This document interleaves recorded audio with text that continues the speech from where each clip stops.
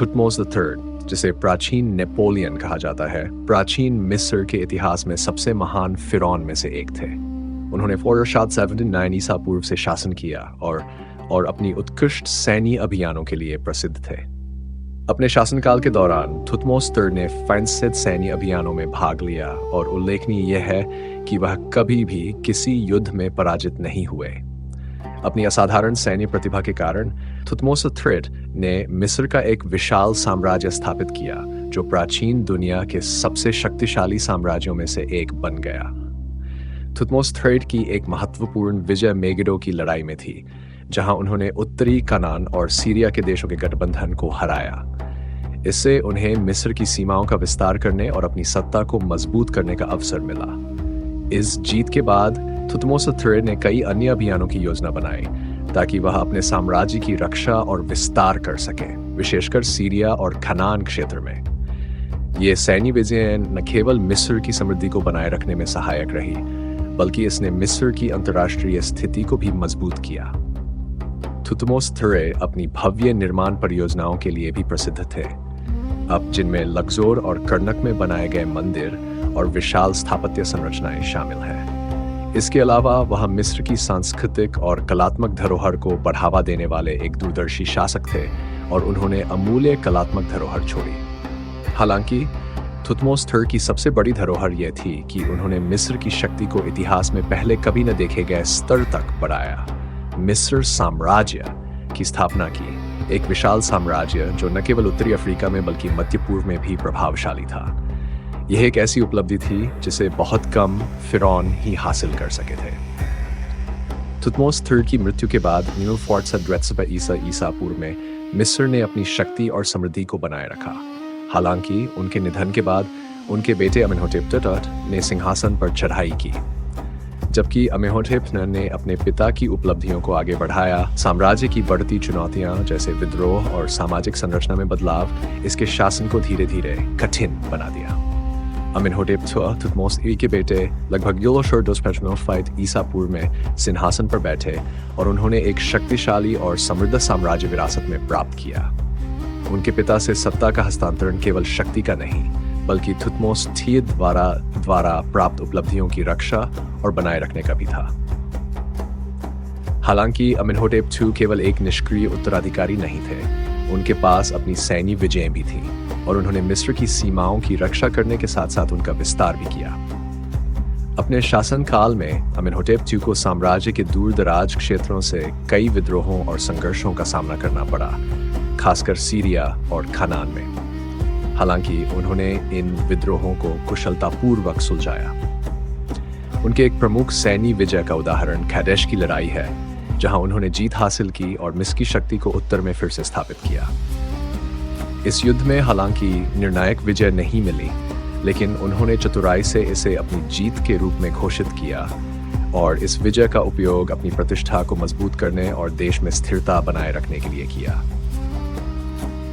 सैन्य विजय के अलावा अमेनहोटेप II अपनी स्थापत्य और सांस्कृतिक उपलब्धियों के लिए भी प्रसिद्ध थे।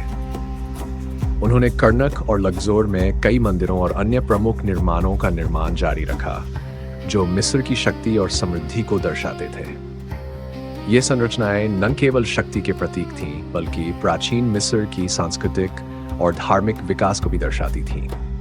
हालांकि अमेनहोटेप II के शासन के दौरान साम्राज्य के भीतर कुछ आंतरिक समस्याएं उत्पन्न होने लगीं। भले ही मिस्र अपनी शक्ति बनाए रखे, बाहरी क्षेत्रों में विद्रोह और अस्थिरता शुरू हो गई। यह प्रकट करता है कि मिस्र की सामाजिक और राजनीतिक संरचना में एक परिवर्तन हो रहा था, जो आने वाली पीढ़ी के फिरौन के लिए एक चुनौती बन जाएगा। ईसा पूर्व में अमेनहोटेप II की मृत्यु के बाद उनके बेटे थुटमोस I ने सिंहासन संभाला। हालांकि ध्यान देने योग्य बात यह है कि सत्ता का हस्तांतरण इस पीढ़ी से दूसरी पीढ़ी में पूरी तरह से सुचारू नहीं था। भले ही थुटमोस I ने सिंहासन पर बैठा, लेकिन जो विरासत उसे मिली थी वह आसान नहीं थी, क्योंकि मिस्र के साम्राज्य की समस्याएं धीरे धीरे सामने आने लगी।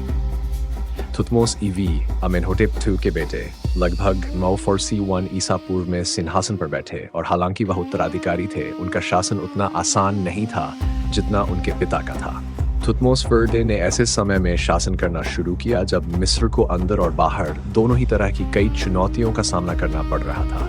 ऐतिहासिक घटनाएं बताती हैं कि थुतमोस फर्टी सीधे अमेनहोटेप II के उत्तराधिकारी नहीं थे, और यही कारण है कि उनके सिंहासन पर चढ़ने की प्रक्रिया में एक खास कहानी है।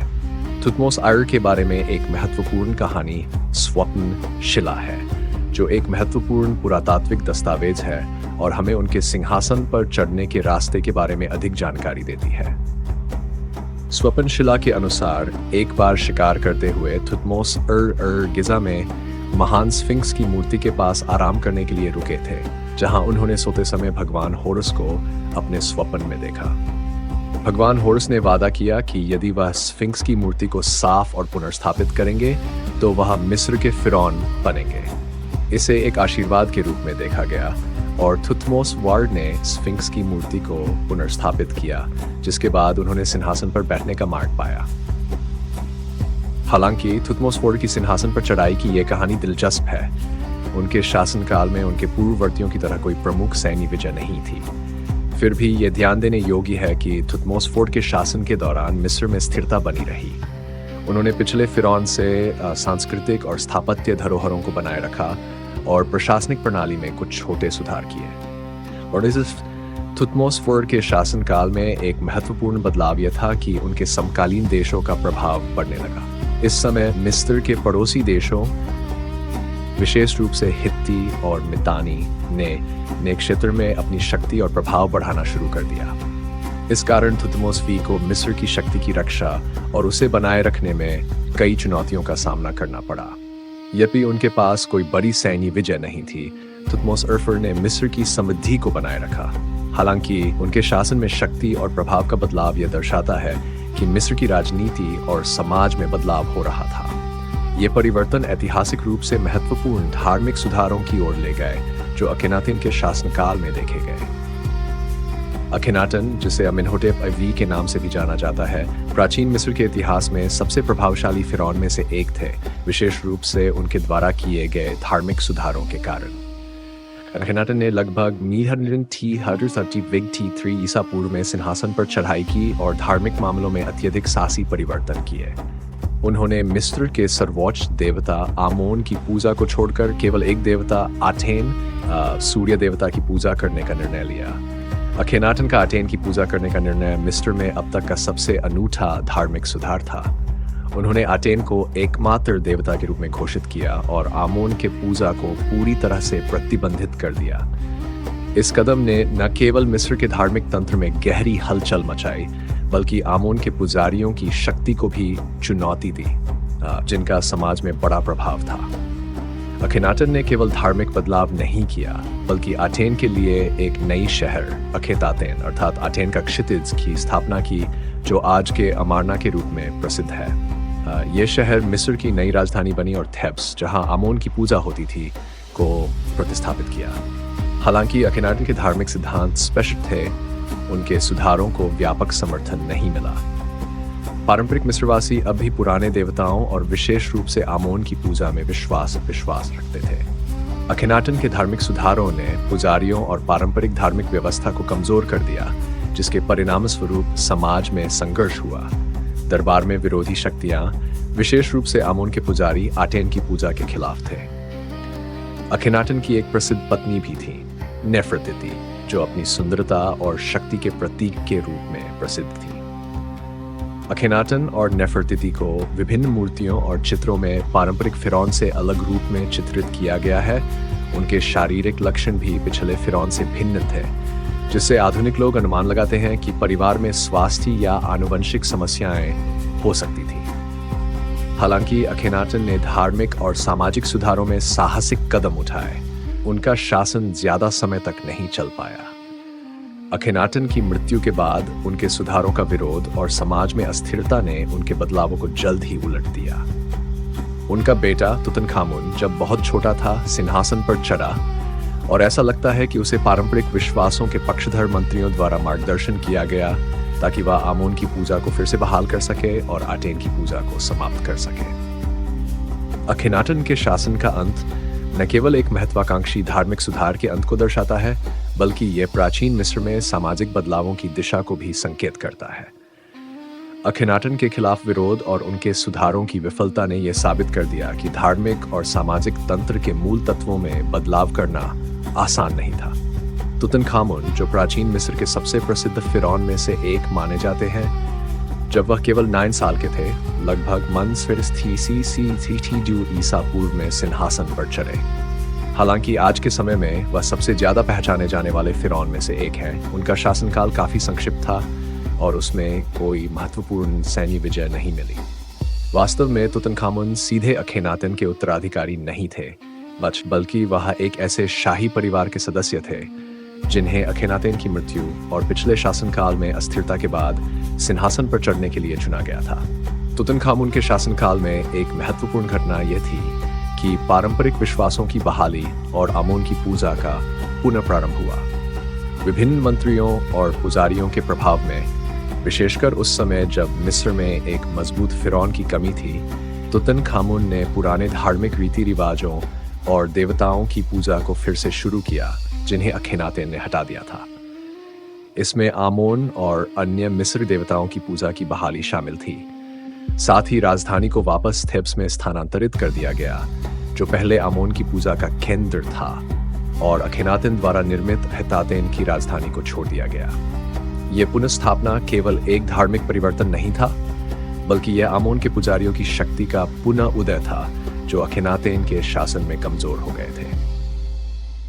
ये कदम अखेनातेन के विशाल धार्मिक सुधारों के उलट था और यह प्राचीन मिस्र के इतिहास में एक परिवर्तनकारी समय का प्रतीक था। तुतनखामुन के शासनकाल के दौरान मिस्र में स्थिरता लौटती हुई प्रतीत हुई, हालांकि अखेनातेन के सुधारों के दीर्घकालिक प्रभाव अब भी मौजूद थे। लेकिन चूंकि तुतनखामुन बहुत कम उम्र में सिंहासन पर चढ़े थे और स्वतंत्र रूप से नेतृत्व करने की क्षमता नहीं रखते थे, इसलिए वास्तविक शक्ति ज्यादातर मंत्रियों और विशेष रूप से पुजारियों और राजकीय अधिकारियों के हाथों में थी। इन लोगों ने मिस्र के समाज और धर्म में महत्वपूर्ण बदलावों को आकार दिया, जिसमें पुराने रीति रिवाजों और परंपराओं की बहाली भी शामिल थी। तुतनखामुन का शासनकाल लगभग 8 वर्षों तक चला और वह केवल 9 साल की उम्र में अचानक मृत्यु हो गए, जिससे उनके निधन के कारण के बारे में कई प्रश्न उठे। हालांकि उनके मृत्यु के कारण पर कई सिद्धांत हैं, जैसे बीमारी या दुर्घटना, लेकिन तुतनखामुन की मौत ने उनके शासन के बारे में गहरी रुचि को जन्म दिया और उनकी सरकार पर कई अध्ययन किए गए। तुतनखामुन की मृत्यु के बाद मिस्र की गद्दी आय ने संभाली, जो दरबार के एक वरिष्ठ अधिकारी थे, और इसके बाद होरेमहेब ने तुतनखामुन के शासन का अंत किया और मिस्र को फिर से स्थिरता प्रदान की। होरेमहेब के शासन के दौरान अखेनातेन के धार्मिक सुधारों को पूरी तरह से समाप्त कर दिया गया और आमोन फिर से सर्वोच्च देवता बन गया। तुतनखामुन का शासन, हालांकि संक्षिप्त और बिना किसी महान सैन्य विजय के था, फिर भी प्राचीन मिस्र की परंपराओं और मूल्यों की बहाली में एक महत्वपूर्ण कदम था। आखिरकार तुतनखामुन के शासन का अंत न केवल एक महत्वाकांक्षी धार्मिक सुधार के अंत का प्रतीक था, बल्कि यह प्राचीन मिस्र के एक बदलते सामाजिक और धार्मिक दृष्टिकोण का भी संकेत था। तुतनखामुन आज भी एक सांस्कृतिक प्रतीक के रूप में जीवित है। उनके मकबरे में पाए गए अपूर्व खजाने और महत्वपूर्ण पुरातात्विक खोजों के कारण, जो मानवता के इतिहास में एक ऐतिहासिक मील का पत्थर बन गए हैं। तुतनखामुन के शासन का अंत एक समय की समाप्ति का प्रतीक था, जिसमें मिस्र के फिरौन धार्मिक, सामाजिक और राजनीतिक बदलावों का सामना कर रहे थे। हालांकि प्राचीन मिस्र की धरोहर आज भी अगले पीढ़ियों को प्रभावित करती है और तुतनखामुन, अखेनातेन और अन्य फिरौन की कहानियां आज भी शोध और खोज का एक अनमोल स्रोत बनी हुई हैं।